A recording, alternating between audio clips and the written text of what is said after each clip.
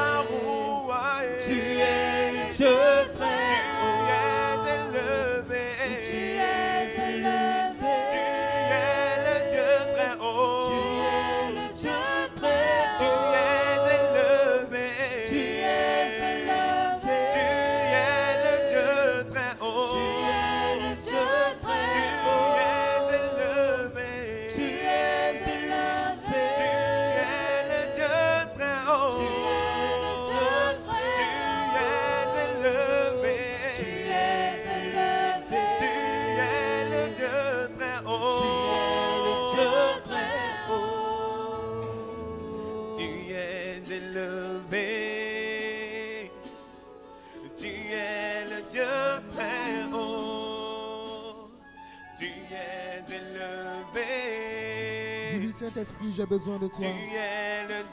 Saint-Esprit, ouvre mon cœur ce matin. Tu es élevé. Prie le Seigneur, prie le Saint-Esprit. Exprime-lui ton désir ce matin. Tu es le Dieu très haut. Tu es élevé. Oh, élevé. Tu es le Dieu très haut. Tu es élevé. Tu es élevé. Tu es le Dieu très haut. Tu es élevé. Tu es élevé. Tu es mon Dieu très haut. Tu es élevé. Toi, tu es élevé. Tu es le Dieu très haut. Tu es élevé. Tu es élevé. Oh, élevé. Tu es le Dieu très haut. Tu es élevé. Tu es élevé. Tu es le Dieu très haut. Tu es élevé.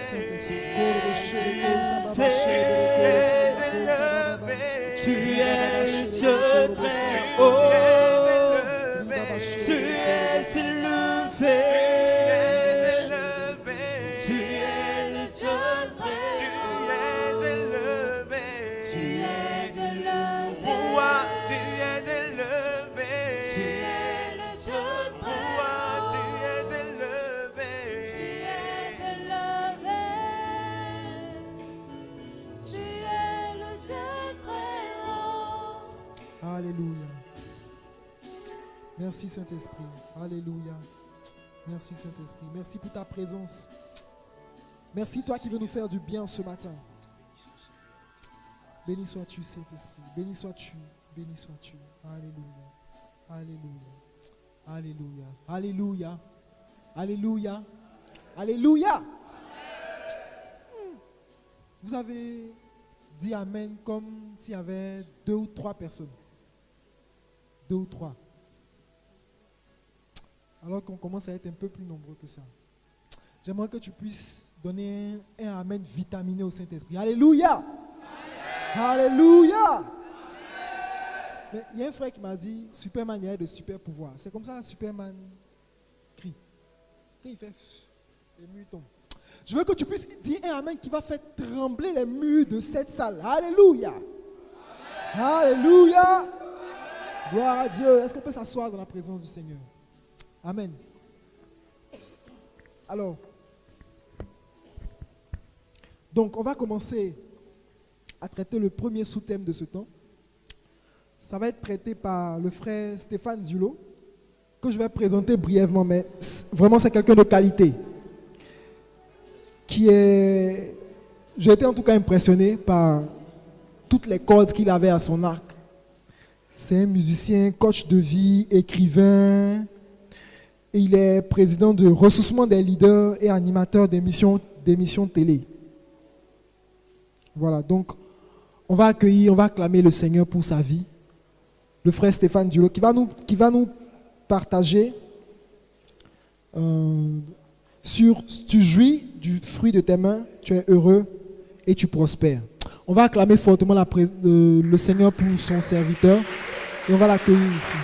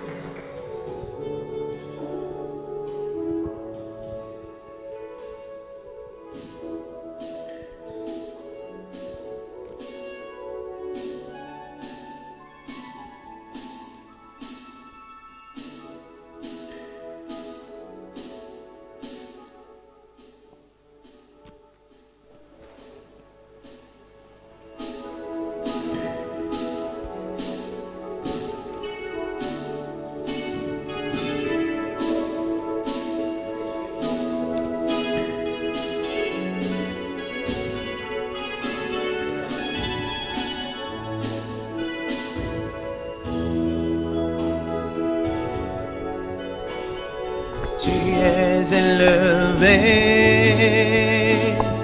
tu es le Dieu très haut, tu es élevé, tu es le Dieu très haut, la roua, tu es élevé, la roua, tu es le Dieu très haut, la roua, tu es élevé. La roua, tu es le Dieu très haut. Tu es élevé, tu es élevé, tu es élevé, tu es le Dieu très haut. Tu es élevé, tu es élevé, tu es élevé, tu es le Dieu très haut. Oh la roua, tu es élevé, oh la roua, tu es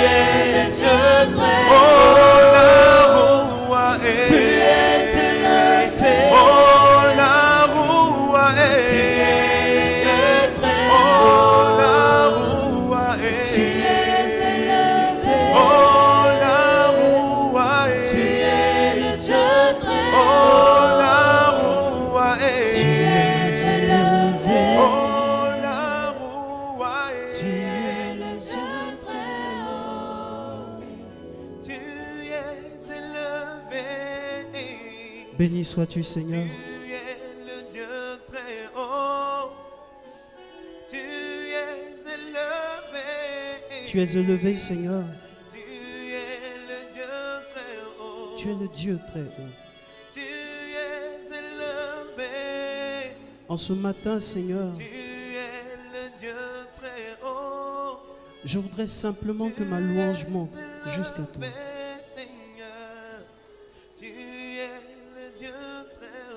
Seigneur, je n'ai que toi en ce jour. Je n'ai que toi, Seigneur, dans ma vie. Et je veux t'élever, Seigneur.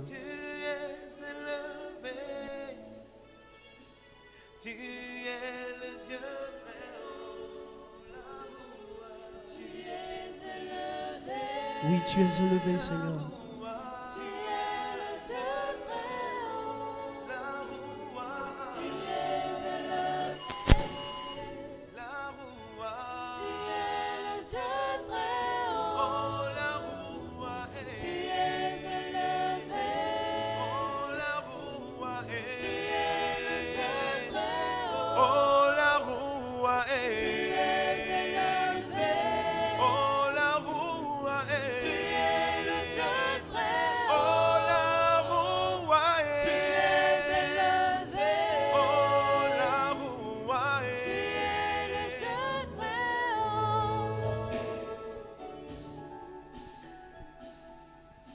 Alléluia.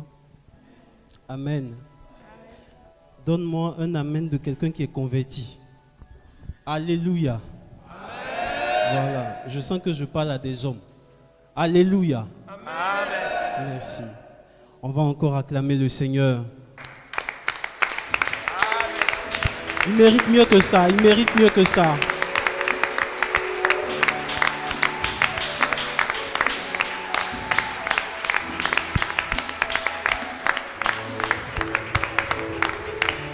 Béni sois-tu, Seigneur. Alors, c'est avec un très grand honneur que nous allons partager en ce jour avec des supermen. Alléluia. Alors, je voudrais déjà à l'entame rendre un hommage particulier au premier responsable de cette mission, je crois. C'est le frère Lewis Sekra, je crois, si je ne me trompe pas. Voilà. Je voudrais lui rendre un vibrant hommage. C'est quelqu'un que j'affectionne, que j'apprécie beaucoup. Et je crois qu'il est dans la vision de ce que Dieu veut pour cette nation. Amen. Il est dans la vision de ce que Dieu veut pour cette nation. En réalité, vous savez, de toutes les nations qui sont représentées à l'ONU, il n'y a que la Côte d'Ivoire qui a été décrétée par le Vatican, en l'occurrence par le cardinal Paul Poupard. Il n'y a que la Côte d'Ivoire qui a été vue et reconnue comme la seconde patrie du Christ, après Israël. De toutes les nations qu'il y a aux Nations Unies. Je ne sais pas si tu cernes un peu le mystère. Pour dire qu'en réalité, Dieu a sa main sur ce pays. C'est vrai, Dieu a sa main sur tous les autres pays. Mais particulièrement ici en Côte d'Ivoire. On dira toujours, si tu veux voir Dieu, il faut venir en Côte d'Ivoire. Parce que Dieu va agir dans cette nation. Et il est réellement dans la volonté de ce que Dieu veut pour cette nation. On va encore acclamer le Seigneur pour le frère Lewis Sekra.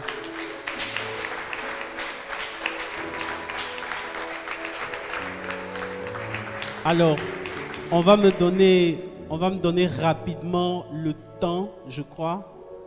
On va me donner le timing, je crois, pour ne pas que j'aille quelque part. Amen.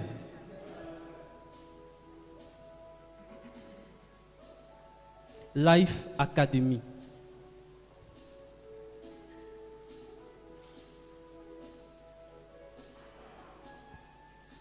Life Academy. Alors, les gens pensent que aujourd'hui, il y a une notion qui est en train de courir aujourd'hui ici en Côte d'Ivoire. On parle beaucoup de coach. Et quand on dit coaching de vie, les gens se demandent à quoi ça sert, un coaching de vie. On peut se coacher, on peut être coaché pour avoir une performance peut-être en entreprise, dans le sport. Mais quand on a envie, est-ce qu'on a besoin d'être coaché pour être en vie? Alléluia. Donc c'est un peu paradoxal. Mais quand vous allez regarder, vous allez vous rendre compte que tous ceux qui ont atteint un certain niveau dans la vie, tous ceux qu'on célèbre aujourd'hui comme des leaders, tous ceux qu'on regarde aujourd'hui, tous ceux qui ont imprimé une direction dans cette vie, sont des gens qui n'ont pas vécu au hasard.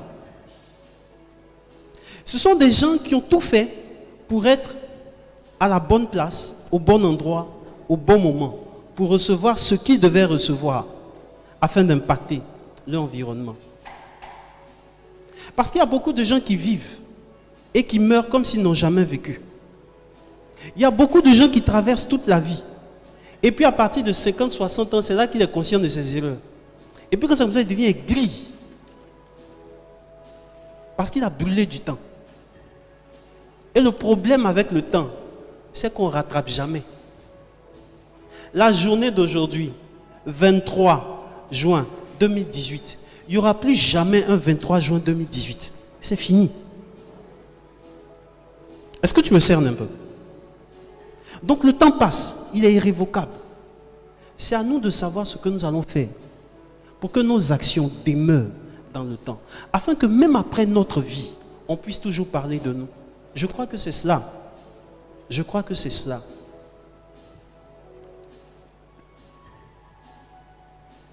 Psaume 128,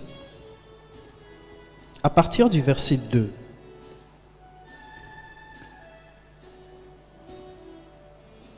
Tu te nourris du labeur de tes mains, heureux es-tu. À toi le bonheur, Tu te nourris du labeur de tes mains. Heureux es-tu. À toi le bonheur. Parole du Seigneur notre Dieu. Nous rendons grâce à Dieu. Frères et sœurs, je suis heureux pour ce partage. C'est un partage que nous allons avoir ce matin. Je crois qu'il a été fait à l'occasion de la fête des pères, c'est ça? Un père, c'est un éducateur d'abord. C'est la première des choses que je veux que tu retiennes. Un père, c'est un éducateur.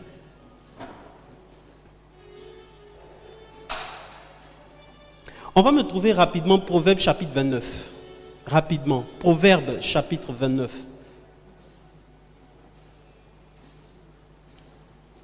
On va me trouver rapidement Proverbe chapitre 29. À partir du verset 18. Si quelqu'un a trouvé, il peut me lire rapidement. S'il y a un deuxième micro. Oui, allez-y. Oui. Oui. Oui. Quand il n'y a pas de vision, le peuple est sans frein. Continue. Heureux. Heureux qui observe la loi. Ce n'est pas par des paroles qu'on corrige l'esclave. Répète. Ce n'est pas par des paroles qu'on corrige l'esclave. Pourquoi? Continue, continue. Quand même il comprend, il n'obéit pas.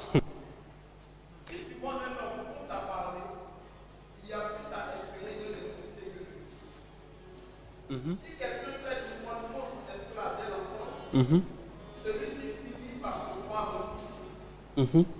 Un homme colère excite des querelles, et l'homme violent tombe dans beaucoup de péché. Ok. L'orgueil d'un homme le conduit à l'humiliation, mais l'œuvre d'esprit obtient la gloire. Parole du Seigneur notre Dieu.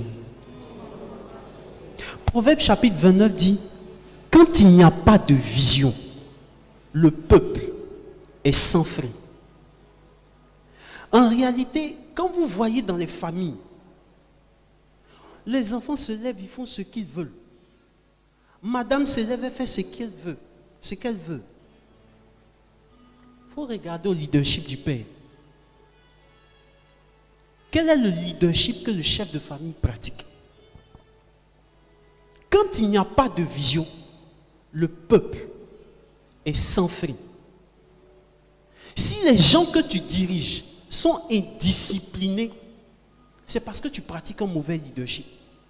Et quand on parle de leadership, les gens pensent que c'est seulement pour diriger des entreprises. On est tous appelés à être des leaders. Parce que nous sommes appelés à diriger des familles. Nous sommes appelés à diriger des enfants. Nous sommes appelés à diriger des êtres humains. Que ce soit en famille, en entreprise, dans notre commerce ou dans notre business. On est tous appelés à être des leaders. Et là où il n'y a pas de vision, les gens sont indisciplinés. Les gens sont désordonnés. Les gens se croient tout permis. La Bible dit, ce n'est pas avec des paroles qu'on corrige un esclave. Même s'il comprend, il ne va pas obéir. Tu me cernes un peu, non? Un père, c'est un éducateur. C'est quelqu'un qui sait manifester de la tendresse quand il faut, mais qui comprend qu'à un certain moment, il doit pouvoir manifester de l'autorité.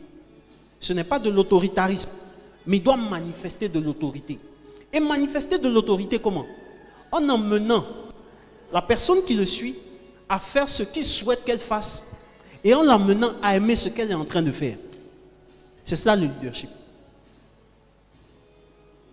Amener quelqu'un à faire ce que tu souhaites qu'il fasse et l'amener à aimer ce qu'il est en train de faire.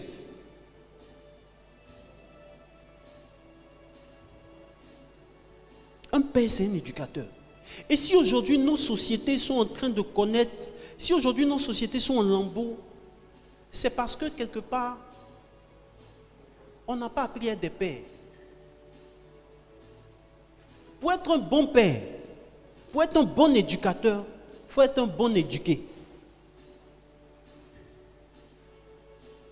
Alléluia. Alléluia. Tu es dans ta voiture, tu es dans ta X6. Le policier t'arrête. C'est l'autorité de l'État. Tu comprends, non? même s'il est défouré là, il représente le treillis qu'il porte là, représente l'autorité de l'État. Tu es père de famille, tes enfants sont à bord de ta X6, intérieur cuir, marron clair. Le frayon te tape. Le policier qui est tout en sueur t'arrête. Mais comme tu es dans la X6, tu fais ça, et puis tu continues ta route. Tu es en train d'éduquer ton enfant à ne pas respecter l'autorité. Tu finis de manger. Tu descends la vitre de ta voiture climatisée. Et puis tu jettes le sachet. Le feu est rouge. Tu brûles le feu parce que tu n'as pas le temps. Tu es en train d'éduquer des êtres humains. Le problème, on ne respecte plus les lois aujourd'hui en Afrique, principalement parce qu'on n'a pas de leader. On n'a pas de père. On n'a pas d'éducateur. Et si le monde doit changer, il doit avoir des pères. Il doit avoir des leaders. Il doit avoir des éducateurs. Le mot père, en hébreu, signifie Abba. Abba, veut dire source. C'est quelqu'un qui se déverse dans ses enfants. Un père, c'est quelqu'un qui se déverse dans ses enfants. Voilà pourquoi moi, personnellement, je le dis à chaque fois que j'ai la possibilité d'en parler. Tu es au travail, ou tu vas travailler bientôt. Et puis à un certain moment, tu es au bureau de 7h jusqu'à 20h. Souvent on te dit non mais tu ne peux pas pousser un peu jusqu'à 22h. Tu dis oui, je suis dans une saison où il faut que je fasse mes preuves en entreprise. Tu restes au bureau jusqu'à 22h. Quand tu rentres, tes enfants dorment. Le matin quand tu pars, ils dorment encore. Et tu fais ça pendant 5 ans. Le problème, j'ai dit à longtemps qu'on ne rattrape pas le temps. Le temps que tes enfants sont en train de grandir là, tu ne les vois pas grandir. Et tu ne rattraperas jamais ça. Et puis à un moment donné, tu vois que l'enfant a 13 ans, il fume chicha. C'est ça non? Comment on appelle votre truc là? C'est ça non? Chicha. Il fume joint. Quand tu prends son téléphone là, c'est rempli de vidéos obscènes. À la maison, il se comporte comme un enfant de cœur. Mais quand il sort, tu as l'impression que ce n'est pas la même personne. Tu comprends, non? Parce que tu as passé toute ta vie au travail. Quand en entreprise, on t'appelle chef, country manager, tu es content. Mais en réalité, tu as raté le véritable leadership. Tu as raté l'éducation de tes enfants. Et quand c'est comme ça, pour masquer, tu envoies l'enfant à l'internat. Les religieux n'ont qu'à rattraper ce que toi tu as raté. On ne rattrape pas ça. Dis à ton voisin, on ne rattrape pas ça. C'est pourquoi aujourd'hui, on a des problèmes. Parce qu'on n'a pas d'éducateur. Parce que les gens ont démissionné. Parce que les gens aujourd'hui ne prennent pas conscience de leur titre de père. Et ça fait que tout le monde aujourd'hui fait ce qu'il veut. Nous devons être des éducateurs. Nous devons être des pères. Et Dieu est le premier éducateur. Quand Dieu veut te briser là, il ne regarde pas ton visage. Pleure comme tu veux. La Bible a dit, ce n'est pas avec des paroles qu'on corrige un esclave. Et si vous regardez plus loin, la Bible dira, aussi longtemps que l'héritier demeure un enfant, il ne diffère rien de quoi? D'un esclave. Donc quand on parle de l'esclave, vous voyez que généralement c'est celui qui a trait à l'enfant. C'est celui qui n'est pas mature. On ne corrige pas quelqu'un qui est immature avec des paroles. Conseil, conseille pas. Dis à ton voisin, conseil, conseille pas. Il faut bien lui dire, conseil, conseille pas.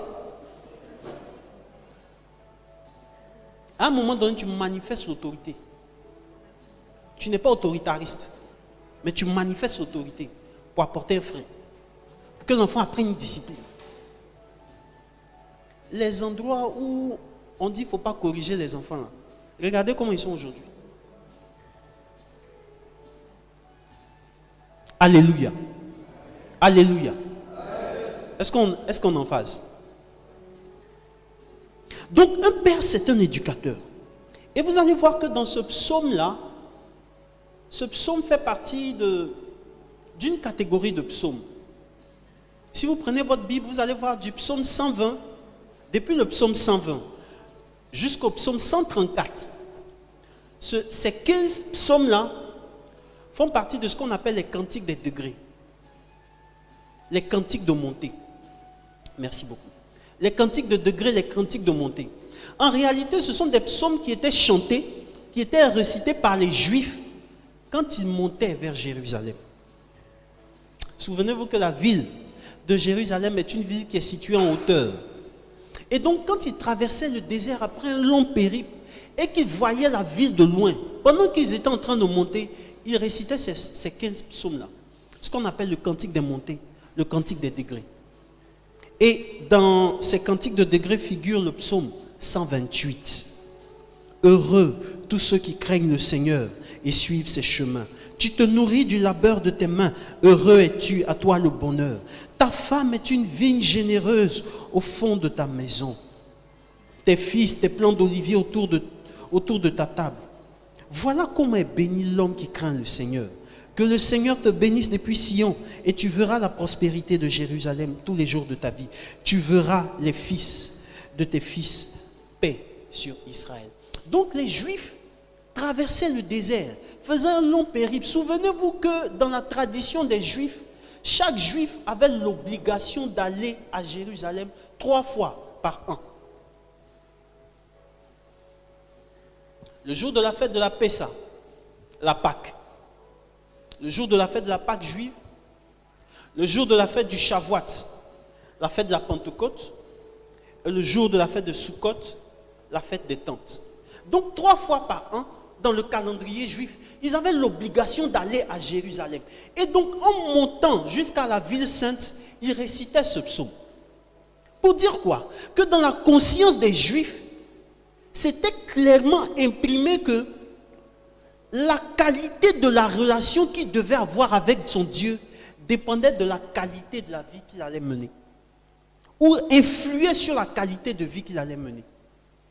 En réalité, je vous assure, un homme ne peut réussir sa vie que s'il a réussi à assainir sa relation avec Dieu. Amen. Non, je te dis la vérité. Je te dis la vérité.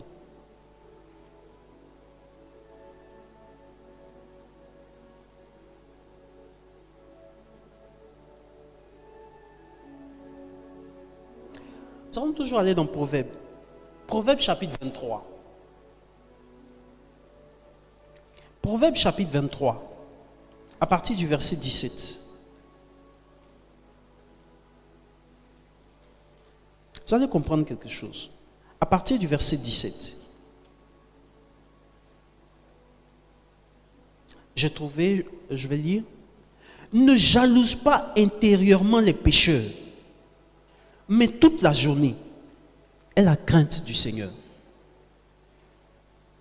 Proverbe chapitre 23, à partir du verset 17. Ne jalouse pas intérieurement les pécheurs, mais toute la journée est la crainte du Seigneur. Car assurément, intérieurement les pécheurs, mais toute la journée est la crainte du Seigneur. Proverbe chapitre 23, à partir du verset 17.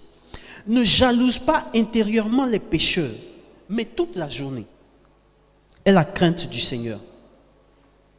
Car assurément, il y a un avenir et ton espérance ne sera pas fauchée. Et toi, mon fils, écoute et deviens sage, et tu iras droit à ton chemin. Ne te range pas parmi les buveurs, ni parmi ceux qui se gavent de viande. Car qui boit et se gave dans la misère et la somnolence s'habillera de haillons. Parole du Seigneur notre Dieu. En réalité, un chrétien n'a rien à envier à un païen. Alléluia. Quand vous voyez des gens qui ne mènent pas notre vie, avoir un certain niveau de prospérité qu'on souhaiterait avoir, Ce n'est pas la peine de les envier. Parce qu'on n'a pas le même standard de vie. Ils n'ont pas d'espérance. Nous, nous avons notre espérance en Dieu. Alléluia. Donc il faut qu'on soit en paix. Il faut qu'on soit véritablement dégagé. Il faut qu'on soit véritablement déconnecté de ce que les gens font. Proverbe chapitre 23 dit, ne jalouse pas les pécheurs, mais toute la journée aie la crainte du Seigneur. Et qu'est-ce que le psaume 128 disait à l'entame? Heureux celui qui craint le Seigneur. Vous savez, quel que soit ce que le monde dira, toutes les leçons de leadership tirent leur source de la Bible. Même s'ils n'aiment pas entendre ça, même si les Blancs n'aiment pas entendre ça, et qu'ils ont trouvé d'autres formules, toutes les leçons de leadership et de direction tirent leur source dans la Bible, pas ailleurs. En réalité, seul celui qui a fabriqué ce stylo-là sait à quoi réellement ce stylo sert. Mais cerné, non? Seul Dieu sait comment tu vas réussir. Voilà pourquoi, plus tu seras proche de Dieu, plus ce sera un peu plus facile pour toi d'entrer dans ta destinée.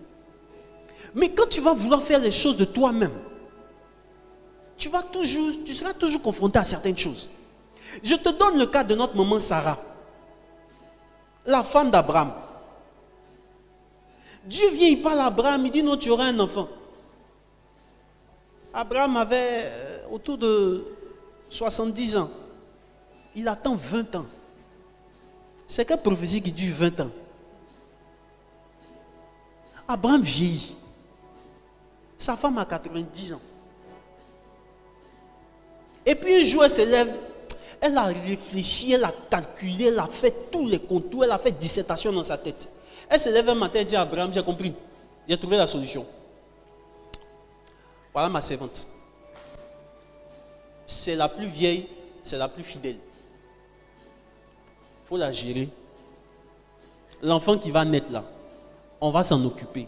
Parce que Dieu dure, Dieu tarde. La prophétie de Dieu tarde. Comme Abraham est un homme, tu me comprends, non? Tu as compris ce qu'elle dit, non? Comme Abraham, c'est un homme, il ne refuse jamais. Dis à ton voisin, on ne refuse jamais. Les femmes là, on ne refuse jamais. Hein? Même si on n'aime pas, on prend. Abraham n'a rien dit. Ismaël est sorti. Et puis, comme Dieu fait toujours ce qu'il dit, Sarah a 90 ans, fait un enfant. En ce moment-là, Ismaël a 13 ans. Et le jour de la fête, de la célébration, où Abraham a fait une grande fête pour dire merci à Dieu, Sarah voyait l'enfant Ismaël en train de jouer dans la cour. C'est écrit dans la Bible, hein, vous pouvez lire. Et elle a dit à son mari Abraham, je ne veux pas que cet enfant-là grandisse dans la même maison que mon fils. Tu comprends, non? Toi-même, tu as créé ta situation. Ça fait 13 ans l'enfant est là. Aujourd'hui, comme tu as eu un enfant, tu dis tu ne veux plus. Et la Bible dit que c'est une parole qui a irrité Abraham. Mais il va faire comment? On ne peut pas comprendre les femmes. Elles seules, elles se comprennent. Vous comprenez, non? Et la dame est partie. La servante est partie. Agar est partie avec l'enfant. Mais la Bible dit même que Sarah a maltraité Agar quand elle était enceinte. Mais qui a créé le problème? Dis-moi, maman, qui a créé le problème? C'est Sarah, non? Des fois, Dieu parle. Et puis, on a l'impression que dans notre calendrier, là, on prend du temps. Ça prend du temps. Dieu n'est pas conscient qu'on paye facture. Dieu n'est pas conscient qu'il y a facture de CIE. Dieu n'est pas conscient que j'ai des dettes. Dieu n'est pas conscient que mes amis, là, ils portent chaussures de 300 000. Et puis, moi, ils portent tous. Dieu n'est pas conscient que mon salaire, là, c'est 300 000 seulement. Alors que les gens avec qui je suis rentré là, ils touchent actuellement 1 million. Dieu n'est pas conscient que personne ne me valorise en entreprise. Dieu n'est pas conscient que parmi mes camarades de classe, quand je les vois même aujourd'hui, ils sont en Range Rover. Et puis moi, je roule encore en taxi. Dieu n'est pas conscient de ça. La prophétie tarde. Ça dure. Et puis à un moment, toi-même, tu commences à chercher tes propres solutions. Ça dérange toujours après. Alléluia. Ça dérange toujours après. Et le résultat d'Ismaël, c'est ce qu'on a aujourd'hui là. Voyez non? La guerre qu'ils ont là-bas, là, c'est le résultat d'Ismaël. Quand on va arriver au ciel, on va demander à Sarah, qu'est-ce qui t'a pris? On va lui demander quand on va la voir au ciel, qu'est-ce qui t'a pris? Tu nous as créé des problèmes sur terre. Alléluia. Donc, seul un homme qui se rapproche de Dieu saura réellement comment réussir. Amen. Amen. Amen. Je t'invite à assainir ta relation avec Dieu. Les gens peuvent parler. On est tous jeunes. Hein? Et le premier point que je te donne, c'est la crainte du Seigneur. Premier point. La crainte du Seigneur. Pour être un superman. Pour être un homme qui se déploie dans tout ce qu'il fait. Premier point. Crainte du Seigneur. Et le psaume l'a dit au premier verset. Heureux l'homme qui craint le Seigneur. Les psaumes commencent toujours comme ça. Le psaume 1. Le psaume 1 dira heureux l'homme qui craint le Seigneur et qui ne partage pas la compagnie des méchants. Amen.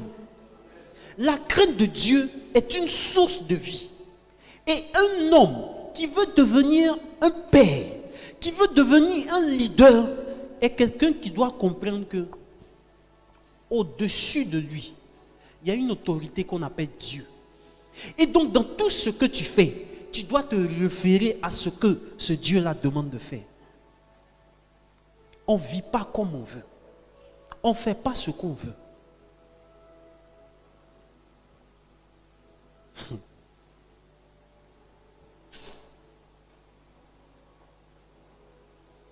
La crainte de Dieu passe par quoi? La crainte de Dieu passe par notre capacité à pouvoir cerner les commandements de Dieu. Alléluia. Alléluia. Alléluia. Ce que Dieu recherche aujourd'hui, c'est qu'on ait la crainte. Et il y a beaucoup de chrétiens, frères et sœurs, il y a beaucoup de charismatiques, mais il y a très peu de personnes qui craignent Dieu. Rico Sayama Kenta Bashela Maousa. Ça, on a compris. On a compris ça. Tu vois, non? Mais quand tu arrives devant le marché qu'on doit donner à quelqu'un, la personne mérite. Dieu s'est arrangé pour que tu sois là. Tu es chrétien. Quand on rentre dans ton bureau, là, c'est la statue de Marie. Et Marie met ta cœur comme dit bonjour mon fils. Dans ta voiture, le chapelet là. Quand on voit le chapelet, ça fait peur. On dit, le gars, il est chrétien, il est pieux. Mais tu gères les business. Dieu comprend. Le pays là, c'est comme ça, on est où? Le pays là, c'est pas pour quelqu'un, c'est déjà gâté. C'est pas moi qui ai arrangé ça. Tout le monde est dedans, c'est pas moi qui ai fait. Tu es dans le projet d'immobilier. Il n'y a même pas d'études. Mon ami, donne 500 000, tu vas avoir ton permis de construire un bâtiment. On ne parle pas beaucoup ici. Tu es chrétien, hein? Tu es à l'église, tu viens à Saint-Jean. Mais lundi matin, ton visage est serré. Quand tu arrives, le client parle, il dit non, je n'ai pas le temps. Non, ce truc-là, ça ne peut pas marcher. Quand il dépose une enveloppe, il faut prendre ça pour boire ton coca. Mais c'est ça depuis là, je vous dis, prochainement, il ne faut plus faire ça. Il ne faut plus faire ça prochainement. Et puis tu prends les 500 000. Et puis tu délivres le permis de conduire. Le permis de construire. Et résultat, quand il pleut, nous tous on dit, hé Seigneur, qu'est-ce qu'ils ont fait pour mériter ça? Mais tu étais là, tu étais chrétien. Dieu a quoi à voir là-dedans? Ça choque, non? Ce qui s'est passé à la Palmeraie là, Dieu a quoi à voir là-dedans? C'est le fruit de l'intelligence des êtres humains. Alléluia. Alléluia. Si les gens avaient la crainte de Dieu, les gens n'allaient pas mourir comme ça. J'ai dit un jour à quelqu'un dans une prédication, je lui ai dit, si ce qui s'est passé avec Joseph, avec la femme de Potiphar, là, ça se passait à Abidjan ici.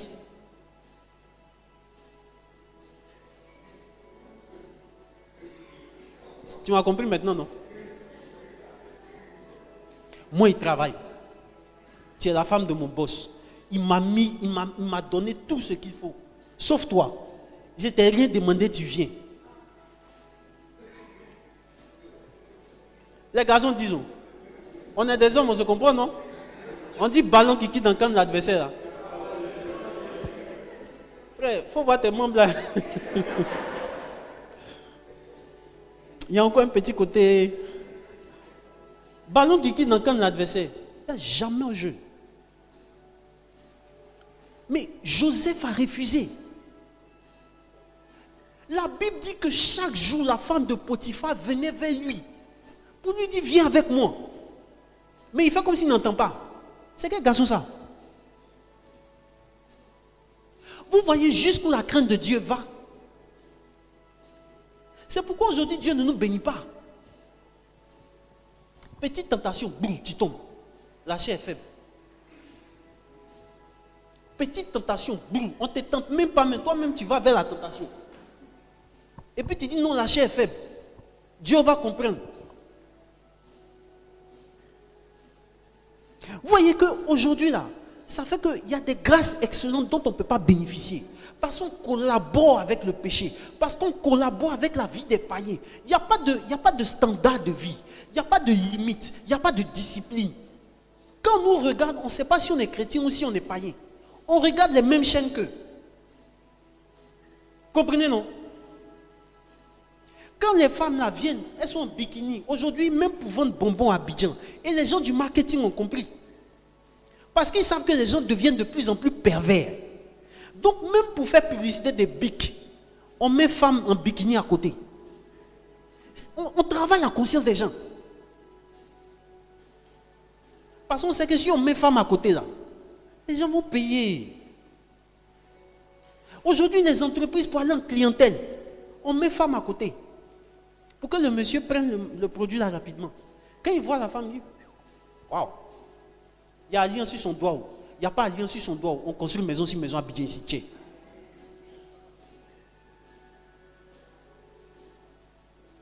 Tu comprends, non?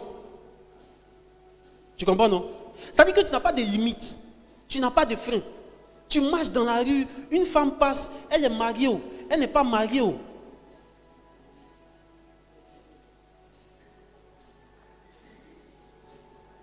Waouh! Tu es possédé. Il faut aller voir Lewis Sekra. Il va te délivrer.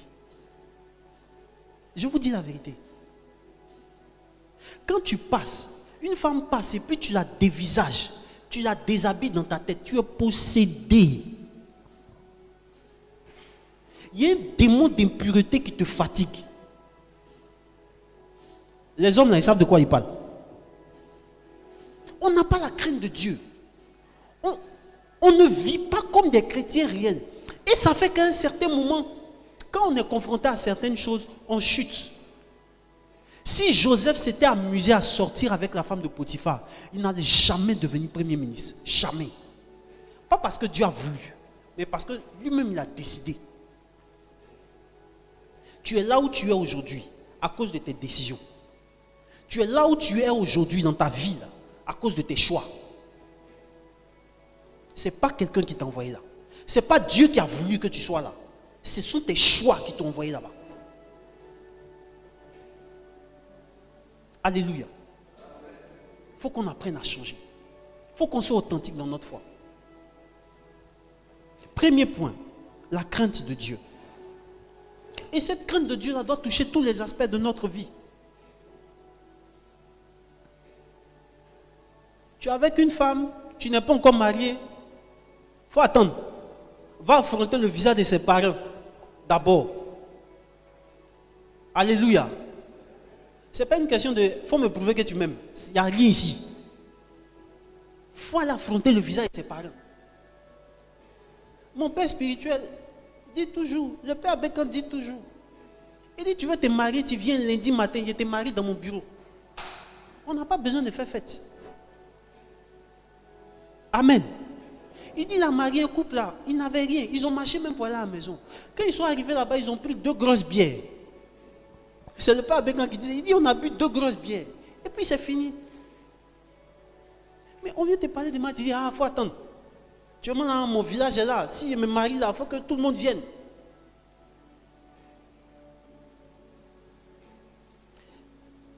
Il y a une dame qui devait se marier, elle était en 3e année de catéchèse. Elle vivait en concubinage avec un monsieur depuis de longues années. Et quand elle devait se marier, on a demandé à rencontrer le monsieur. Le père curé de la paroisse de Saint-Mathieu. Il a demandé à rencontrer le monsieur. Le monsieur est arrivé gaillardement. C'est un papa, c'est un père, c'est un superman. Donc il arrive. Oui, père curé. On dit non, on va baptiser ta femme. Elle a fait la catéchèse depuis 3 ans. Et pour la baptiser, il faut que tu la maries d'abord. Et voici les conditions du mariage.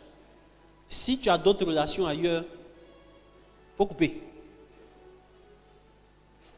Le monsieur a dit triste un coup. Il a maigri un coup. Il dit, ah. Et c'est le père curé qui va dire ça. Le monsieur l'a regardé droit dans les yeux pour lui dire, j'ai une 2e femme. Je ne peux pas la laisser. Parce que ça fait des années aussi que je suis avec elle. C'est plus maîtresse, c'est devenu 2e femme. Honnêtement, mon père, je ne peux pas la laisser. Vous comprenez, non? Vous comprenez pourquoi le manque de crainte de Dieu peut nous emmener à faire des choses, à nous attacher. Et puis après, on ne peut pas se détacher. Pour entrer dans la volonté de Dieu. Alléluia. Premier point. La crainte de Dieu, si tu veux devenir un Superman. Alors, le psaume dit,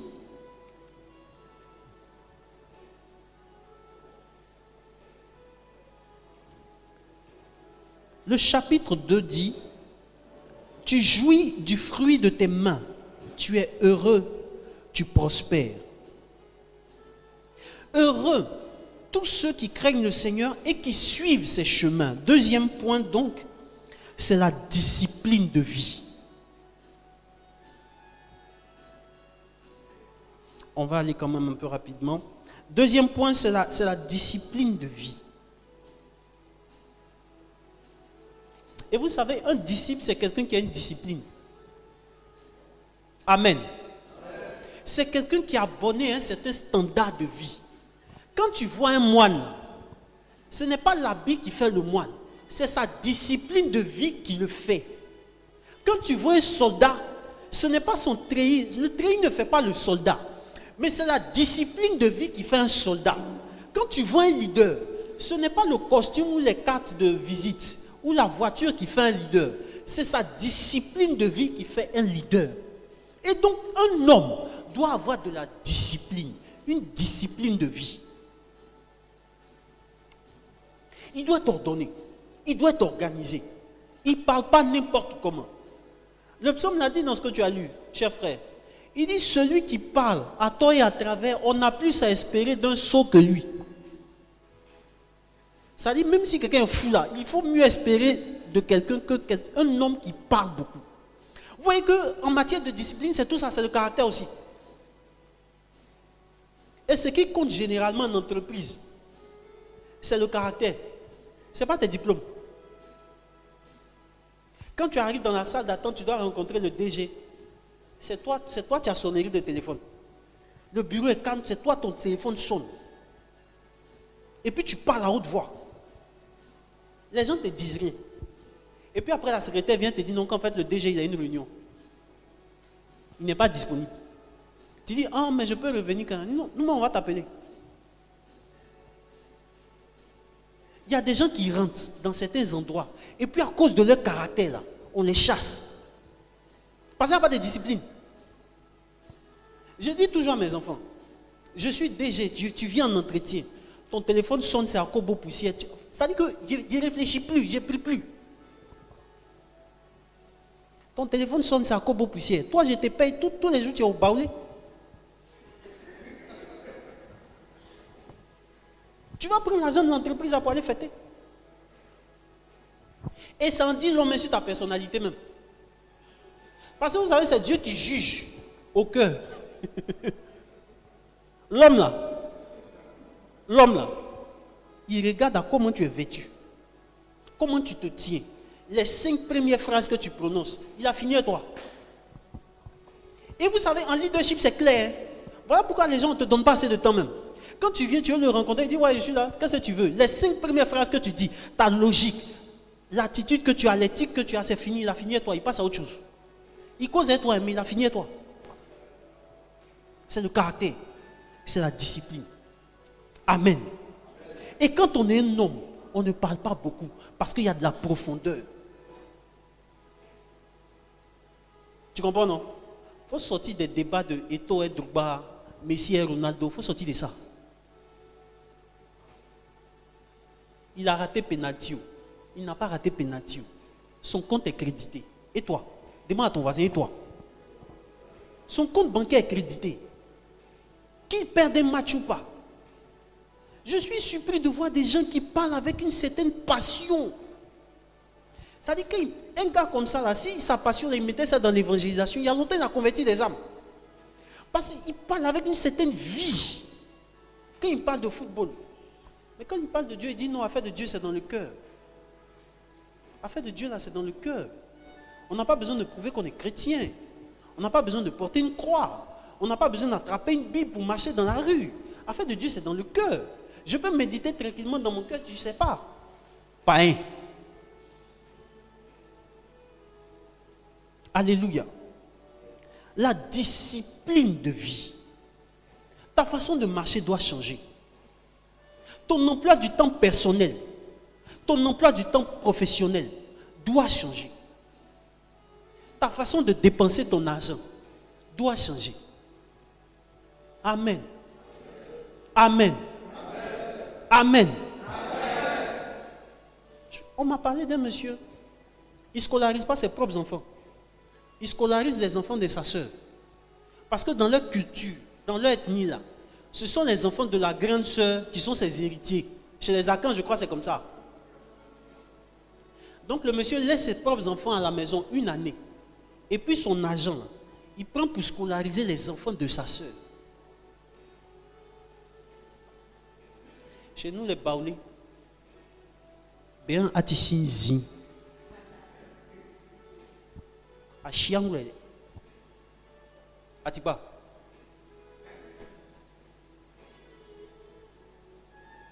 Dans notre culture africaine, quand on dit quelqu'un est instruit, on dit ossiflois. La traduction littérale, là, ça veut dire il connaît papier. Mais quand on dit quelqu'un est intelligent, ossingulele, il est intelligent. Tu peux être instruit et puis tu peux ne pas être intelligent. Est-ce que c'est ce qu'elle dit là, tu comprends? C'est-à-dire que les principes de vie là, tu ne connais pas. Tout ce que tu as connu, c'est racine carrée. Quand on parle, tu vois tout en racine carrée. Tu vois, non? Tu vois tout en diplôme, management.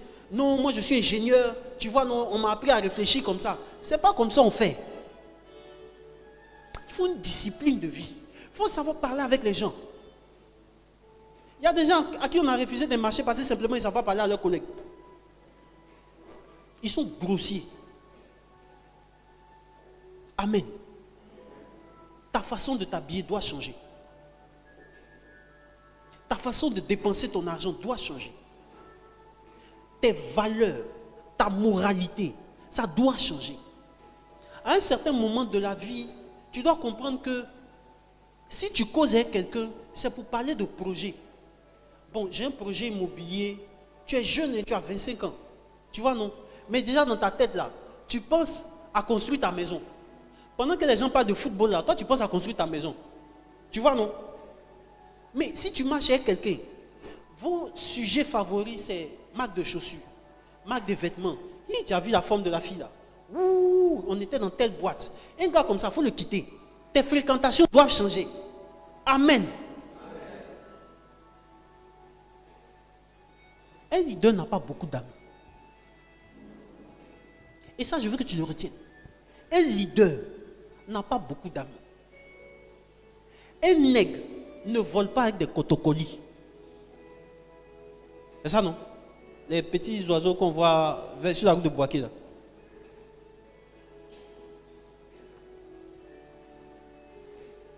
On ne pense pas de la même manière. On va partager du temps. On va brûler du temps. Pourquoi? Qu'est-ce que tu entends à longueur de journée? Ça détermine certaines choses sur ta discipline de vie. Amen. Crainte de Dieu. Discipline de vie. Discipline dans le langage. Et un homme qui est discipliné est un homme qui sait se contenir, qui a de la maîtrise. Amen. Un homme, c'est la maîtrise de soi. Quand tu vois un homme qui est colérique, un homme qui s'énerve beaucoup, il est désordonné. Oh, ça n'en prie pas, ce n'est pas discernement spirituel. Un homme qui est colérique, petit truc qui s'enflamme, il n'est pas ordonné. Il n'est pas ordonné, 1. 2, il ne se maîtrise pas sexuellement. 3, il est désordonné dans tout ce qu'il fait. Parce que la colère est la résultante du désordre au niveau des émotions. Alléluia. Un homme, c'est la maîtrise de soi. Et c'est ça qui fait que ça crée des problèmes dans les couples. Madame dit 2 mots, tu es énervé. 3 mots, tu es fâché. 1, 2, 3, tu cries. Mais à la fin, qui est la femme dans la maison? Amen. Si tu es tout en train de bouder, c'est quel garçon qui boude comme ça? Amen. Un homme, c'est de la continence, c'est de la profondeur, c'est une discipline de vie. Ta façon de t'habiller, ta façon de marcher, tes fréquentations. Tu es au bureau, on t'appelle à une certaine heure. Si le sujet ne concorde pas avec ce qui va avec ton travail, tu peux demander à la personne, est-ce que tu peux m'appeler peut-être à partir de telle heure? Moi, j'ai des amis 2G. Quand tu les rencontres, tu veux les rencontrer, ils te disent non, il faut passer tel jour. Ce n'est pas parce que c'est le jour-là qu'il est disponible. Parce que le lundi, c'est jour de travail. Le lundi, c'est jour de réunion. C'est le jour où on est focus sur nos objectifs en entreprise. On ne vient pas parler de Assini, lundi. Tu comprends, non? Les sujets que tu abordes en disent long sur là où tu vas. Alléluia. Alléluia. Alléluia. Et un homme qui veut réussir doit prendre en compte tout cela, frères et sœurs. Une femme qui veut construire aussi un homme doit prendre en compte tout cela. Amen. 3e point. Et là maintenant on tombe dans le verset 2. Tu jouis du fruit de tes mains.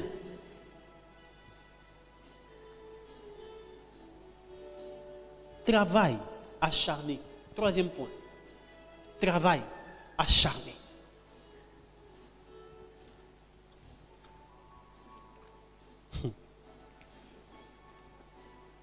Alléluia. Alléluia. Si tu es avec moi, tu peux acclamer le Seigneur.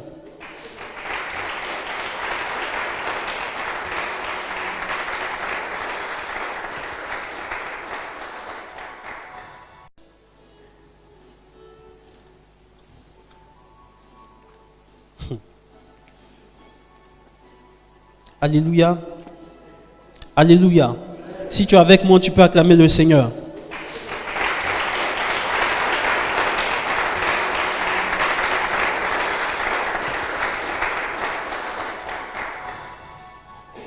Le travail acharné.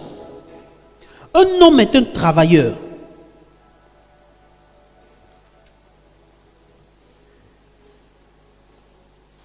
Un homme est un travailleur. Un homme est un travailleur. Et si vous lisez la Bible, vous allez vous rendre compte que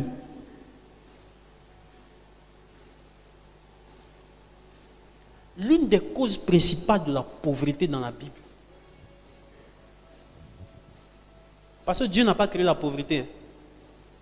Quand Dieu crée les gens, là, il n'a pas créé quelqu'un puis il a dit, toi, tu seras pauvre toute ta vie. Va en paix. Et puis tu viens sur la terre. On est tous appelés à être riches. C'est ça aussi l'éducation. L'une des conséquences, l'une des causes fondamentales de la pauvreté, c'est la paresse. Dans la Bible.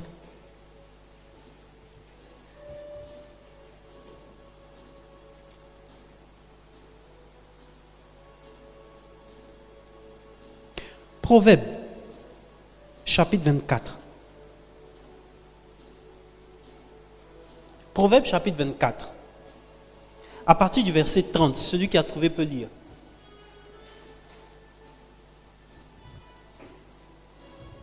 Proverbe, chapitre 24, à partir du verset 30.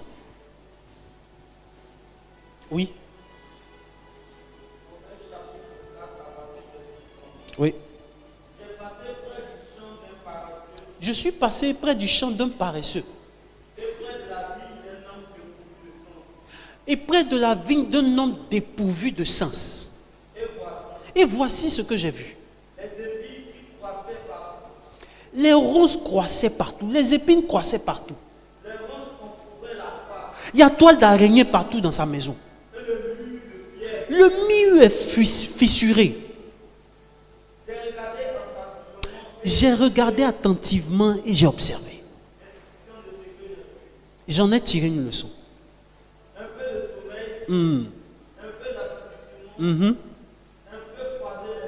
Croise un peu les mains pour dormir, un peu seulement, pas beaucoup, un peu seulement. Qu'est-ce qui va se passer? La pauvreté va te surprendre comme un voleur. Vous savez que la pauvreté va te taper comme, hé, lève-toi. Et quand tu te réveilles, tu vois que tu as dépassé 50 ans. Mais ça fait 15 ans que tu travailles. Et puis tu n'as rien fait. Tu n'as aucune épargne. Et puis c'est quand tu es proche de la retraite là, que tu cherches maintenant tous les jazz qu'il faut pour amasser le plus. Parce que tu veux construire ta maison au village. Tu comprends ce que je dis, non? Parce qu'à un certain moment tu dormais. Et dormir, frères et sœurs, c'est pas seulement fermer les yeux de 22h à 6h. Dormir, c'est rater aussi les opportunités qui se présentent devant nous. Par exemple, en matière d'éducation financière, on te dit qu'il y a telle banque qui est en train d'ouvrir son capital. Tu peux acheter des actions. Ça est sur toi. Mais quand on dit ça, compte. Au lieu d'acheter des actions, tu as vu la dernière chaussure? Oh, papa. J'ai dit, c'est une croco. Est-ce que tu vois la croco même? Tu vois, non? Ça là, c'est 500. Quand tu portes ça, on sait que tu as porté chaussures. 500 000.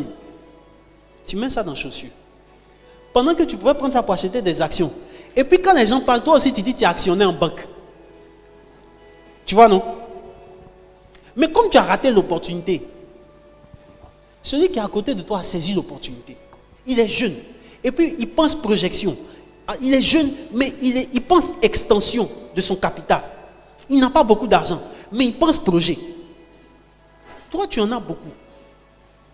Mais ton standing de vie, on dirait quelqu'un on dirait le fils de la reine d'Angleterre. Tu ne peux pas te coincer, tu ne peux pas te serrer. Tu vois, non? Quand on dit jeune, tu ne peux pas faire. Il faut que tu manges à chaque fois. Tu ne peux pas faire des restrictions sur toi. Tu rates les opportunités. Et puis un bon matin, tu te réveilles. La pauvreté te surprend comme un voleur. Alléluia. Alléluia. Alléluia. Il faut être un travailleur acharné. Un homme doit être un travailleur acharné. Un homme doit avoir le sens du travail. Et frères et sœurs, on peut travailler partout. À un certain moment de ma vie, je n'avais pas d'ordinateur. Je devais écrire mon livre. J'ai utilisé mon smartphone comme ordinateur pour écrire mon livre. Donc pendant cette période-là, quand les gens me voyaient, j'étais tout le temps scotché sur mon téléphone. Puis j'étais sur Internet. Oh, j'étais en train de réfléchir. Dis à ton voisin, réfléchis. Alléluia. Alléluia. Tu dis, tu ne peux pas devenir entrepreneur. Mais tu as iPhone, c'est quoi? X, non? iPhone X. Galaxy S70. Ça veut dire que quand on te prend en photo, ça te prend en version panorama. Quand tu mets les photos sur Facebook, on dit waouh, le gars, ouais, il a réussi. Et vous savez, on blague vite les Africains. Les Blancs connaissent les Africains. Donc ils savent que les trucs comme ça, là, ça éblouit rapidement les Africains.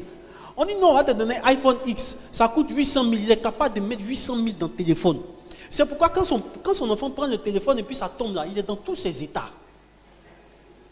Oui, oui. Il y a des gens qui sont plus accrochés à leur téléphone qu'à leurs enfants. Il y a des gens qui sont plus accrochés à leur voiture qu'à leur femme. Tu ne touches pas sa voiture. Tu ne prends pas Bic comme ça pour gratter sa voiture. Il va te tuer. Sa voiture. Chaque matin, il vient et puis lui-même, il fait la voiture. Il met lustre. Et puis, il contemple la voiture. Il dit, ouais, je suis arrivé. Ouais, je suis arrivé. Range Rover. Il lustre la voiture comme ça. Quand il passe, il met les bandes. Et puis, il est au feu. Musique à fond. Je suis arrivé. Abidjan, c'est pour nous. Tu comprends, non? Ça fait que il ne pense pas projection. Et il y a un texte qu'on a lu qui l'a dit, faire la fête à chaque moment. À un moment donné, tu vas porter des habits déchirés.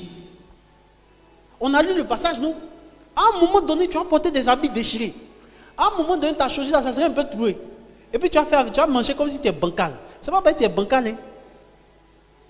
Vous comprenez, non? La vie là, Dieu n'a pas créé la pauvreté. J'ai dit, Dieu n'a pas créé la pauvreté. C'est une question de volonté. Le propriétaire de Radisson Blu, sur la route de l'aéroport, Radisson Blu, c'est Comé. Il a été ciré de chaussures au plateau ici.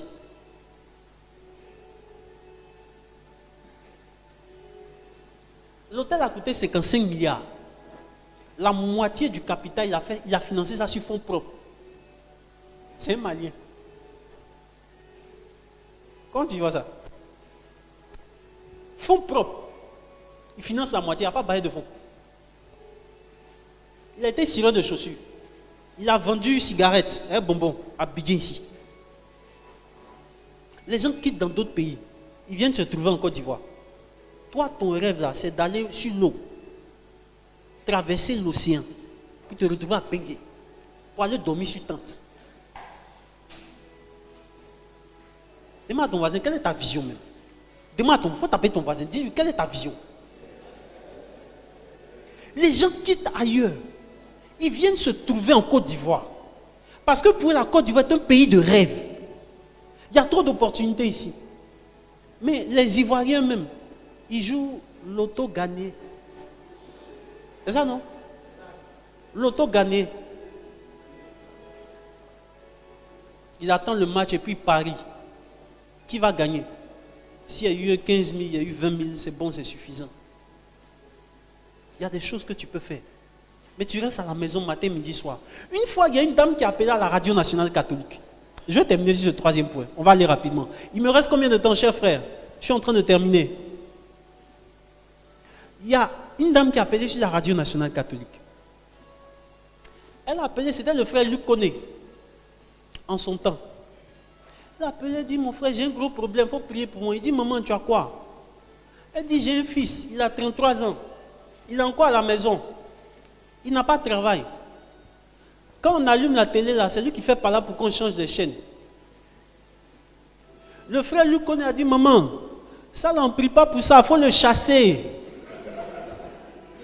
Elle dit, hé, mon fils. C'était à 2h du matin, mais je riais.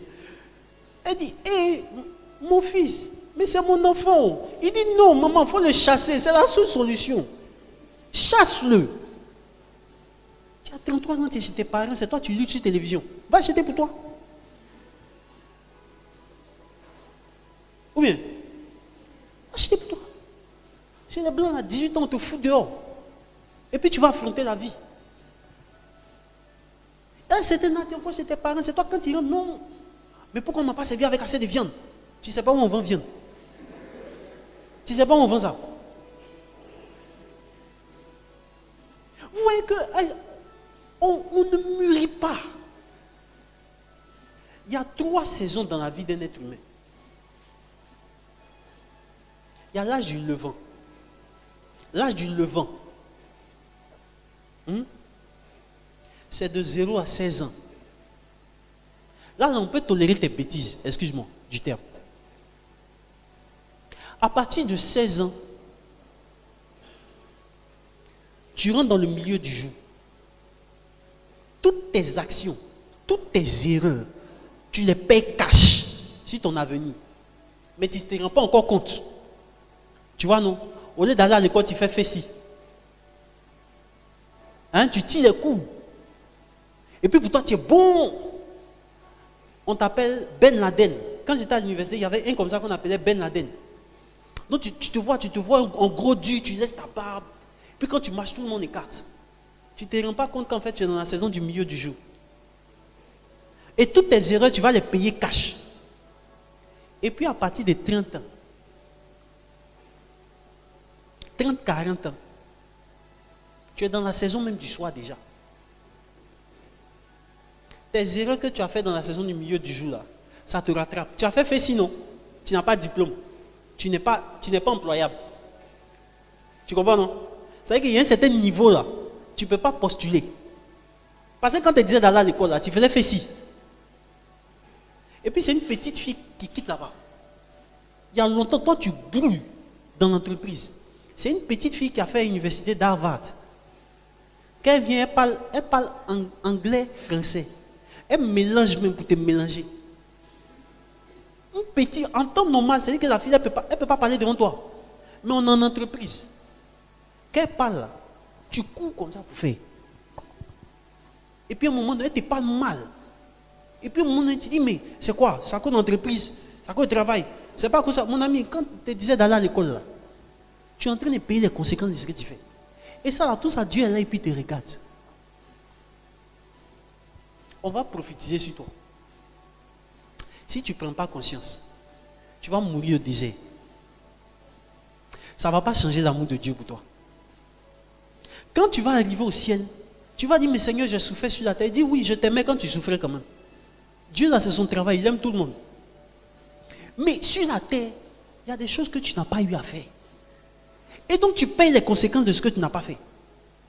Tu jouis du travail de tes mains. Ça dit que c'est quand tu travailles là, que tu en jouis, que tu en bénéficies. Tu ne peux pas récolter ce que tu n'as pas semé. Quand aujourd'hui, le petit de Facebook peut se lever pour racheter toute une île, juste pour faire cadeau à sa femme, c'est parce qu'à un certain moment, de 14h jusqu'à 2h du matin, il programmait. À 16 ans, il réfléchissait déjà, je veux entreprendre, je veux monter quelque chose, je veux faire quelque chose, je veux faire quelque chose. Je suis allé en France, j'ai vu des enfants de 12 ans qui s'asseyent et puis qui se disent qu'est-ce qu'on peut faire pour les pays en Afrique. Par exemple, le Burkina Faso ou la Côte d'Ivoire. Et puis les enfants prennent l'argent de poche. Ils se cotisent entre eux. Et puis ils viennent faire des puits ici en Afrique. Ils viennent financer des puits en Afrique.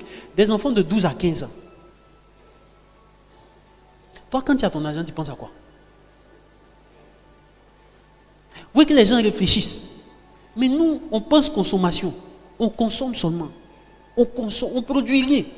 Tu jouis du travail de tes mains. C'est ce que tu produiras que tu récolteras. Alléluia. La vie est juste. Dieu est juste. Si tu travailles 3 heures de temps, tu auras le résultat de 3 heures de travail. Si tu travailles 6 heures, tu auras le résultat de 6 heures. Tu ne peux pas planter goyave et puis tu vas récolter mangue. Tu comprends, non? Donc tu es là où tu as voulu que tu sois. Tu es là où tu as voulu être. Si tu veux que ça change, il va falloir travailler. Aujourd'hui, dans ce monde, dans l'entreprise ici, dans le monde d'aujourd'hui, là, tu ne peux rien faire sans l'anglais. Quand on te disait de faire cours d'anglais, là, tu dis, ah ça mon cher, moi je parle déjà français. C'est pas, je parle déjà français. Il y a des entretiens, tu arrives là-bas, puis on te dit, on fait l'entretien en anglais. C'est pas baoulé, hein, c'est anglais. Et puis tu vois, tu flashes. C'est quelle entreprise qui va te recruter par pitié? Tu pries tous les dieux, tu fais chapelet. Mon ami, là, on n'est pas à l'heure du chapelet. On est à l'heure de l'apprentissage. On est à l'heure de la connaissance. Il y a un temps pour prier. Et puis il y a un temps pour apprendre. Tu comprends, non? Ça fait qu'on ne récolte pas. Ça fait qu'on récolte peu parce qu'on a peu semé. Tu es dans une saison actuellement, je te dis la vérité. Tu es dans une saison où tu dois semer en toi. Tu es dans une saison où tu dois semer en toi. Tu es encore jeune. Il y a la vie devant toi. Pendant que les gens font la fête, travaille, apprends, ouvre-toi, étends-toi, rentre dans une saison d'extension. À un certain moment, tu vas comprendre. Hier, je regardais le journal avant-hier. Un père de famille, 42 ans, sa fille a 19 ans.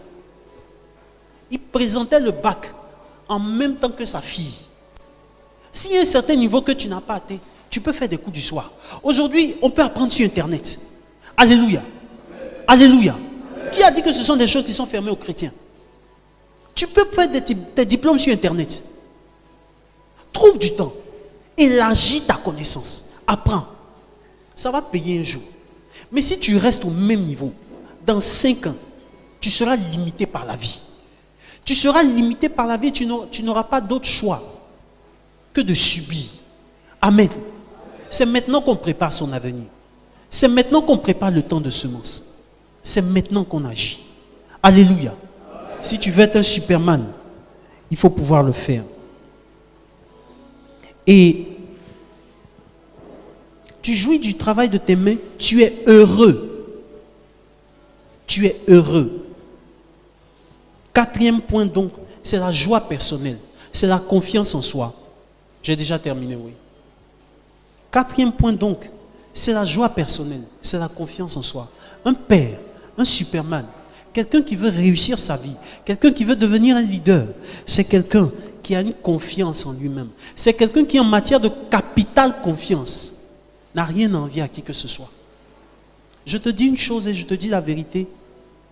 Si tu n'es pas heureux toi-même, personne ne te rendra heureux.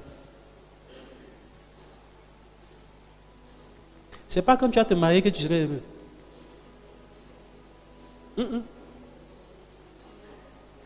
Parce qu'on ne se marie pas pour recevoir. On se marie pour donner. Si tu n'en as pas, qu'est-ce que tu vas donner? La vie de mariage est une vie de sacrifice. On donne, sans même espérer recevoir. Alléluia. Et donc, si en matière de capital confiance, tu n'es pas à un certain niveau, ce sera difficile. Et donc, le verset termine par « tu prospères ». C'est à la fin. C'est à la fin de tout ce processus-là que le psalmiste regarde et puis il dit enfin, tu prospères. Tu es dans la prospérité. Souvenez-vous que le livre de Jean, les épîtres de Jean disent, bien-aimé, je souhaite que tu prospères à tous égards. À tous égards, comme prospère l'état de ton âme. Tu dois pouvoir prospérer à tous égards. Et c'est à la fin de tout ce processus-là qu'on peut dire que tu prospères. Alléluia. Alléluia. La prospérité est la finalité d'un processus. Crainte de Dieu, discipline de vie, travail acharné, confiance en soi.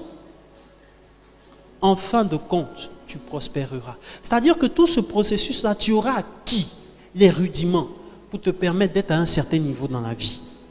Frères et sœurs, dans cette vie, nous sommes tous logés à la même enseigne. La grâce de Dieu est la même pour tous. Mais il y en a qui se démarquent dans cette vie à cause d'une chose. À cause de leur capacité à observer les lois et les commandements et à réussir. Alléluia. Un père, c'est un éducateur. On ne peut pas être un bon éducateur si on n'a pas été un bon éduqué. Il y a des gens qui te suivent. Il y a des nations en toi. Il y a des êtres humains que tu vas engendrer. Il y a une semence en toi. Quand ils seront là sur cette terre, qu'est-ce que tu vas leur léguer comme valeur? Qu'est-ce que tu vas leur léguer comme valeur? Je partage ce fait et je suis en train de terminer là-dessus. La dernière parole que mon père a prononcée sur ma vie, c'était un samedi, je partais au basket. Il m'a dit, mon fils, ce qui va te donner à manger un jour dans la vie, il ne faut pas plaisanter avec. Il ne faut pas jouer avec ta vie. Amen. Je suis parti au basket. Il est parti à la messe. À son retour de la messe, j'ai appris qu'il était décédé. Amen. C'est resté dans ma tête. Et ça va rester dans ma tête jusqu'à ce que je quitte cette terre.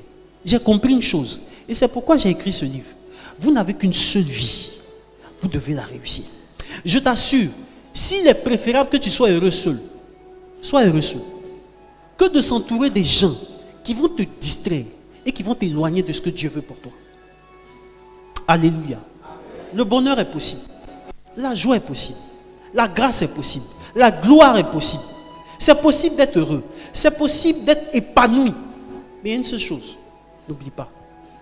En dehors de moi, Jean 15, en dehors de moi, vous ne pouvez rien faire. On va baisser la tête.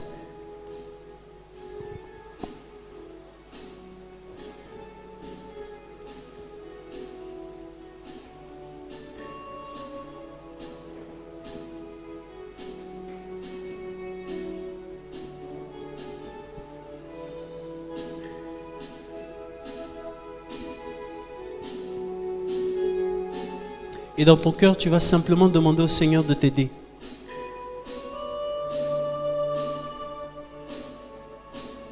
Demande simplement au Seigneur. Dis au Seigneur, viens à mon aide. Viens à mon secours.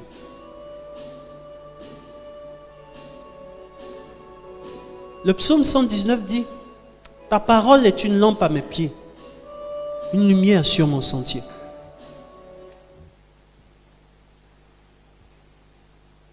Tu as besoin de la grâce de Dieu pour réussir ta vie. Pour que les gens puissent réussir leur vie en te suivant.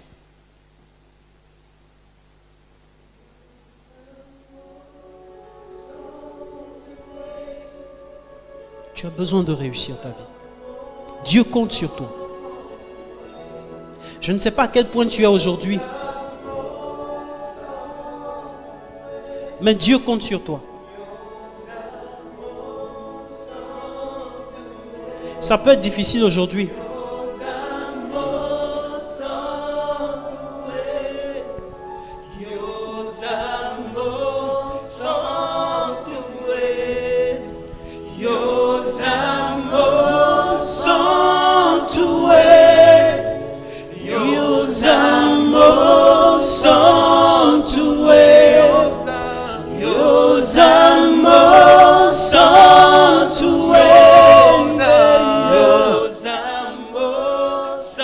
Seigneur, je te bénis.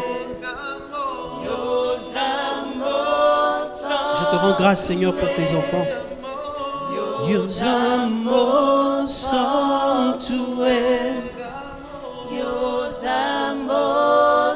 te bénis, Seigneur, et je te rends grâce. Merci pour ce jour. Merci, Seigneur, pour les orateurs qui viendront après. Je ne veux pas retourner d'ici, Seigneur, sans ta grâce et sans ta faveur. Je ne veux pas retourner d'ici sans ta grâce et sans ta faveur, Seigneur. Permets, Seigneur, que je sois bouleversé dans ma vie par ta grâce.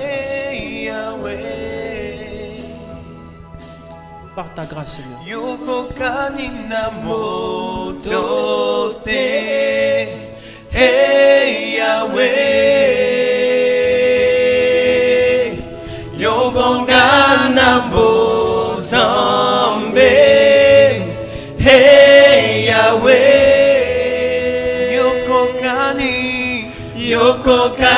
na moto te,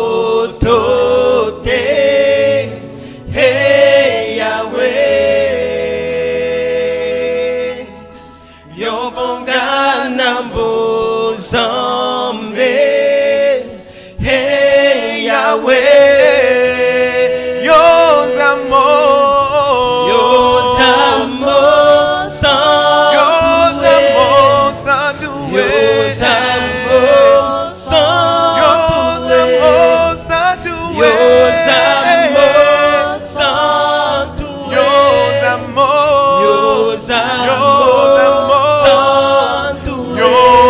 amor,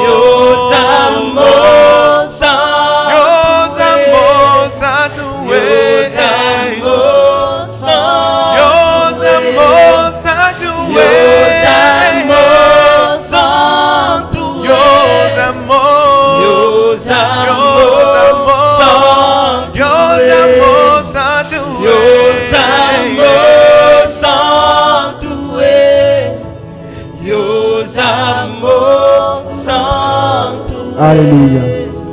Alléluia. Alléluia. Life Academy, l'école de la destinée, une initiative Hébron Ivoire. C'est un espace de préparation, de formation et de transformation pour aguerrir les hommes et les femmes au challenge de la vie en société à travers une préparation à la vie professionnelle, matrimoniale, financière et plus globalement à l'accomplissement parfait de leur destinée. Life Academy, c'est aussi une plateforme d'alliance divine, d'enseignement et de prière pour chaque domaine de la vie. Life Academy, c'est enfin 6 écoles de formation, de transformation et d'impact, 2 missions d'évangélisation et de salut des âmes, plus de 50 conférences par an, des activités adaptées à chaque domaine de la vie, des milliers de vies impactées. Nos écoles: l'école de la percée, l'école d'Esther, l'école de la royauté, l'école de la famille, l'école des fils et filles de rois, l'école du service. Nos missions pour le salut des âmes: la mission jeune pour apporter l'évangile aux jeunes et leur faire connaître la vie de Christ. La mission Rahab pour convertir les femmes des milieux de débauche et les amener à Christ.